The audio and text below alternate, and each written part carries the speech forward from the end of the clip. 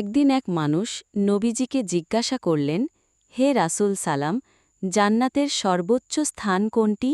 রাসূল সালাম বললেন, সেটি হল আল ফিরদাউস আল আলা, জান্নাতের সবচেয়ে উঁচু স্থান। সেখান থেকে জান্নাতের নদীগুলো প্রবাহিত হয়।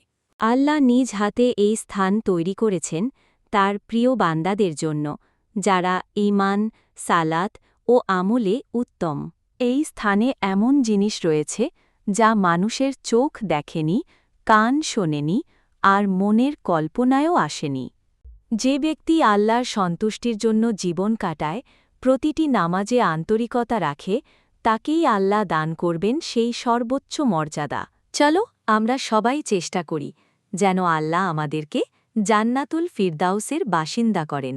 হে আল্লাহ, আমাদের সবাইকে জান্নাতুল ফিরদাউস দান করুন।